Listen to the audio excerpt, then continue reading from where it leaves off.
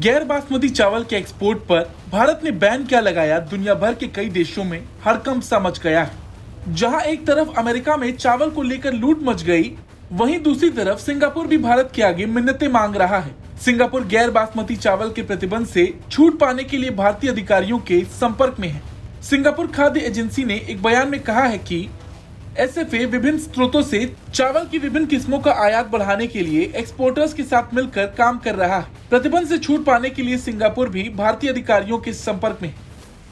आज America, Singapore, सारे देश भारत के इस कदम से परेशान हैं, क्योंकि भारत से दुनिया के 150 से ज्यादा देशों में चावल का निर्यात होता है। सरकार ने जब से देश हित में ये फैसला लिया कि गैर बासमती चावल को बैन कर देना चाहिए, उसी दिन से ये बौखलाहट देखने को मिल रही। किसी ने नहीं सोचा था कि भारत ऐसा कदम उठाएगा, लेकिन आज भारत की प्राथमिकता उसकी अपनी जनता है, ना कि दूसरे देश। इस फैसले के बाद से चावल की कीमतें आसमान पर पहुंच गई हैं। अमेरिका के तो कई स्टोर्स में चावल की लूट तक देखने को मिली। स्टोर्स के बाहर ग्राहकों को लंबी लाइनों में लगना पड़ रहा है।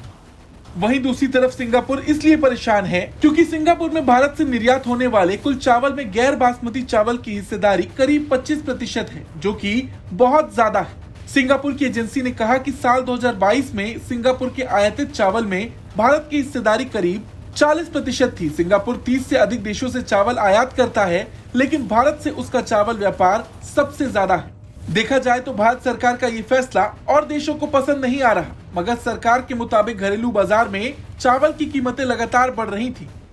इन सब के बीच घरेलू बाजार में चावल की कीमतों में कमी लाने और चावल की उपलब्धता सुनिश्चित करने के लिए सरकार ने ये फैसला लिया है। हालांकि इसके पीछे और भी पहलू हैं। इस साल देश का कुछ हिस्सा बाढ़ की वजह से डूब रहा है। साथ ही साथ कुछ राज्य ऐसे भी हैं जहां औसत से कम बारिश हो रही, खासकर उन राज्यों में कम बारिश हो रही है जहां धान की सबसे ज्यादा पैदावार है। पश्चिम बंगाल, महाराष्ट्र और कर्नाटक जैसे राज्यों में धान की कम बुआई हो पा रही है। ऐसे में इस साल चावल की कमी होने की पूरी आशंका है। इसी वजह से सरकार ने अपने लोगों को प्राथमिकता देने के लिए ये कदम उठाया। इस पर आपकी क्या राय है, कमेंट करके जरूर बताएं। ब्यूरो रिपोर्ट, भारत तक।